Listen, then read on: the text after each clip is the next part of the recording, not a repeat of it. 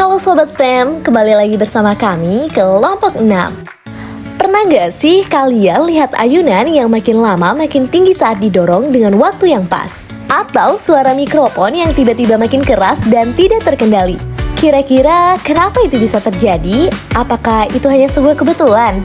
Ternyata tidak teman-teman, semua itu bisa dijelaskan dengan persamaan diferensial biasa. Di video kali ini, kita akan membedah soal nomor 2 dan juga soal nomor 8 untuk memahami bagaimana suatu sistem bisa menjadi tidak stabil. Kita akan melihatnya dari sudut pandang sains, teknologi, engineering, and mathematics.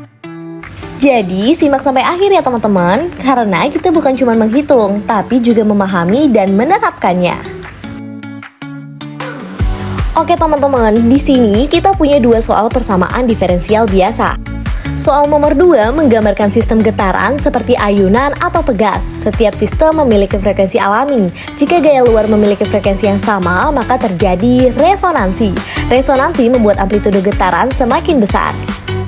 Sedangkan soal nomor 8 menggambarkan sistem yang mendapatkan dorongan berbentuk eksponensial. Dorongan ini terus membesar sehingga sistem bisa tumbuh sangat cepat dan menjadi tidak stabil. Contohnya adalah feedback suara pada mikrofon. Oke teman-teman, kita udah paham nih fenomenanya. Sekarang kita buktikan secara matematis yuk. Kita akan membuktikannya dengan perhitungan. Nah, untuk soal nomor 2 diketahui persamaan diferensial Y tambah 4Y sama dengan cos 2X.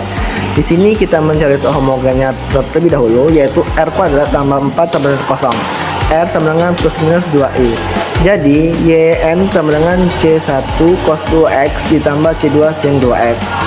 Nah, di sini kita mencari partikularnya. Untuk partikularnya itu YP sama dengan X dalam kurung A cos 2X tambah B sin 2X.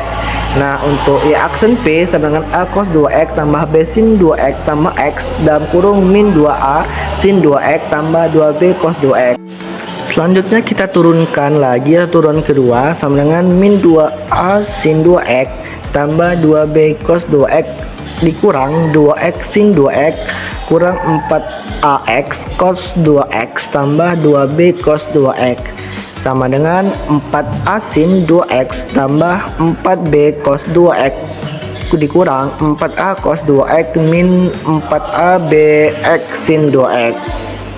Oke, di sini kita bisa mensubstitusikan Y turunan 2P plus 4Y itu sama dengan 4 minus 4B sin 2X plus 4B cos 2X minus 4BX cos 2X minus 4BX sin 2X plus 4X dalam kurung A cos 2X plus B cos 2X.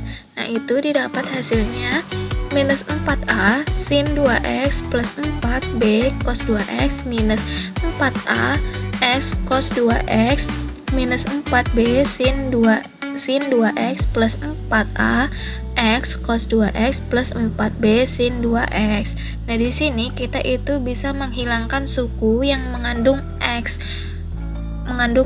Nah, di sini atau kita bisa menghilangkan 4AX cos 2X minus 4BX sin 2X. Nah, ini sama dengan 0. Hasilnya sama dengan 0. Dan yang ini 4AX cos 2X plus 4BX sin 2X itu juga sama dengan 0. Maka di sini kita mendapatkan hasil minus 4A sin 2X plus 4B cos 2X. Nah, di sini dari hasil ini kita bisa menyamakan dengan cos 2X. Kenapa 2X? Karena dari persamaan yang kita dapat di awal tadi itu yang mana Y turunan 2P plus 4Y itu sama dengan cos X. Nah, di sini kita bisa menyamakan, yaitu menjadi minus 4A sin 2X plus 4B cos 2X sama dengan cos X. Nah, di sini kita bisa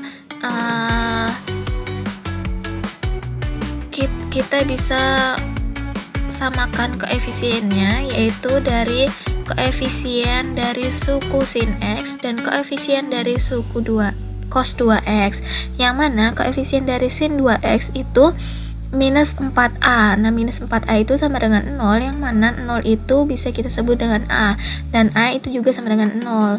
Nah, di sini dari koefisien dari cos 2X itu ada 4B bagian ini, 4B itu sama dengan 1 sama dengan 1/4.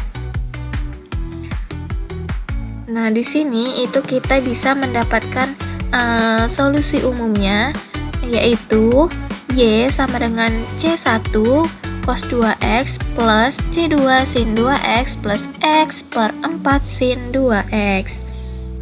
Oke, selanjutnya kita masuk ke soal nomor 8. Di sini kita punya persamaan Y double aksen dikurang 2Y aksen ditambah Y sama dengan eksponensial pangkat X. Nah, ini adalah persamaan diferensial orde 2. Target kita itu akan mencari fungsi Y, tetapi kan di sini masalahnya di sisi kanan ini eksponensial pangkat X, yang artinya ini non homogen. Jadi penyelesaiannya kita itu harus ada 2 tahap, yaitu mencari solusi homogen dulu, baru setelah itu kita mencari solusi partikular. Oke, kita cari solusi homogennya dulu nih, atau kita cari akar kembar. Pertama kita bakal cuekin dulu nih eksponensial pangkat X tadi di ruas kanan ini, kita anggap jadi 0.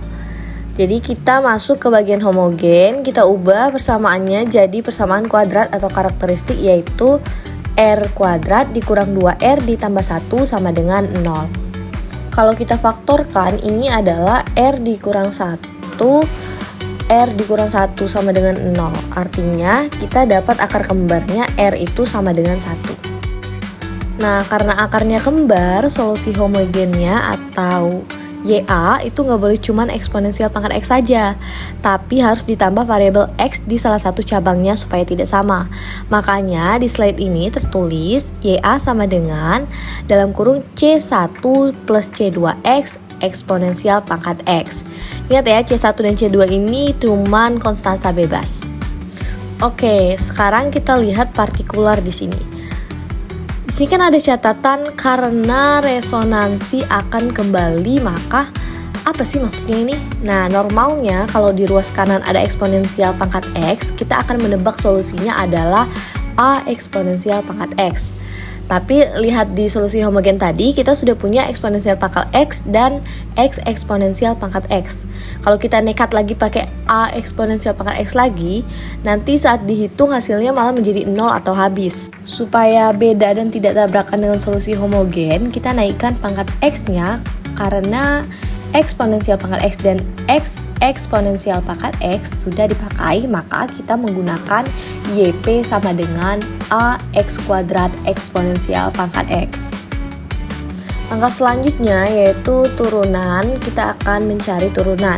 Kita perlu tahu dulu seberapa cepat fungsi YP kita berubah menggunakan aturan perkalian U dikali V aksen. Kita turunkan AX pangkat 2 eksponensial X menjadi Y aksen P sama dengan A eksponensial pangkat X buka kurung X pangkat 2 ditambah 2X. Nah, fungsi inilah yang akan disubstitusikan. Nah, pada langkah ini kita sudah mensubstitusikan tebakan solusi khusus ke persamaan diferensial sehingga diperoleh Y kurang 2Y aksen ditambah Y sama dengan A eksponensial X dalam kurung X pangkat 2 ditambah 4X ditambah 2 tutup kurung dikurang 2A eksponensial X dalam kurung X pangkat 2 ditambah 2X ditambah A eksponensial X pangkat 2. Karena setiap suku memiliki faktor A eksponensial X, maka faktor tersebut kita keluarkan sehingga menjadi A eksponensial X dalam kurung besar, lalu ada kurung kecilnya X pangkat 2 ditambah 4X ditambah 2, tutup kurung dikurang 2, buka kurung X pangkat 2 ditambah 2X, tutup kurung ditambah X pangkat 2, tutup kurung besar tadi. Selanjutnya, kita sederhanakan isi kurung pertama, kita kalikan minus 2 ke dalam, sama dengan A eksponensial X buka kurung X pangkat 2 ditambah 4X ditambah 2 dikurang 2X kuadrat dikurang 4X ditambah X kuadrat tutup kurung. Kemudian kita gabungkan suku sejenis. X kuadrat dikurang 2X kuadrat ditambah X kuadrat sama dengan 0. 4X dikurang 4X sama dengan 0. Tersisa konstanta 2, sehingga hasilnya menjadi A eksponensial X dalam kurung 2 atau 2A eksponensial X. Karena ruas kanan soal adalah eksponensial X, maka kita samakan 2A eksponensial X sama dengan eksponensial X. Faktor eksponensial X dapat dicoret sehingga diperoleh 2A sama dengan 1. A sama dengan 1/2. Setelah nilai A diperoleh, maka solusi khususnya adalah 1/2 X kuadrat eksponensial X. Dan solusi umum merupakan gabungan solusi homogen dan solusi khusus, sehingga Y sama dengan buka kurung C1 ditambah C2X tutup kurung eksponensial X ditambah 1/2 X kuadrat eksponensial X. Selanjutnya, kita masuk ke digital pet simulation. Pada simulasi pertama, kita menggunakan massa yang lebih kecil. Karena massanya kecil, sistem berosilasi lebih cepat dan lebih responsif terhadap gaya luar. Ketika frekuensi gaya luar kita samakan dengan frekuensi alami sistem, amplitudo mulai meningkat secara bertahap. Jika kita perhatikan grafik posisi terhadap waktu, gelombangnya semakin lama semakin tinggi. Hal ini sesuai dengan hasil matematika pada soal nomor 2, di mana muncul faktor X pada solusi. Faktor tersebut menunjukkan bahwa amplitudo bertambah seiring waktu. Dan itulah yang kita lihat secara langsung pada simulasi ini. Pada simulasi kedua, kita menghilangkan redaman dan memberikan gaya luar yang terus memasukkan energi ke dalam sistem. Seiring waktu, energi dalam sistem terus bertambah dan amplitudo meningkat semakin cepat. Grafik menunjukkan kenaikan yang jauh lebih drastis dibandingkan simulasi pertama. Ini sesuai dengan solusi matematika pada soal nomor 8 yang memiliki bentuk X kuadrat eksponensial pangkat X. Bentuk tersebut menunjukkan pertumbuhan eksponensial yang sangat cepat dan secara visual kita melihat sistem menjadi tidak stabil. Jika kita hubungkan dengan kehidupan nyata, contoh paling sederhananya adalah ayunan. Ketika ayunan didorong dengan ritme yang tepat dan berulang, gerakannya semakin lama semakin tinggi. Inilah disebut dengan resonansi, seperti pada soal nomor 2, di mana secara matematis amplitudo bertambah seiring waktu. Hal yang sama yang kita lihat di simulasi PET. Ketika frekuensi gaya luar sesuai, grafik menunjukkan gelombang yang semakin besar. Contoh lainnya adalah mikrofon yang terlalu dekat dengan speaker. Suara yang keluar dari speaker masuk kembali ke mikrofon dan diperkuat terus-menerus. Akibatnya, suara meningkat sangat cepat dan menjadi tidak terkendali. Ini sesuai dengan soal nomor 8, di mana solusi menunjukkan pertumbuhan eksponensial yang sangat cepat. Jadi, melalui ayunan dan mikrofon, kita bisa melihat bagaimana konsep matematika benar-benar terjadi dalam sistem nyata. Dari 2 soal yang kita bahas hari ini, kita belajar bahwa sistem bisa menjadi tidak stabil karena gaya luar. Soal nomor 2 menunjukkan bagaimana resonansi menyebabkan amplitudo semakin besar. Dan soal nomor 8 menunjukkan bagaimana pertumbuhan eksponensial dapat membuat sistem tidak terkendali. Dengan pendekatan sains, kita memahami fenomenanya. Dengan matematik, kita membuktikannya. Dengan teknologi, kita memvisualisasikannya. Dan dengan engineering, kita menerapkannya untuk merancang sistem yang aman dan stabil. Itulah kekuatan pendekatan STEM. Sampai jumpa di pembahasan berikutnya Sobat STEM. Bye-bye.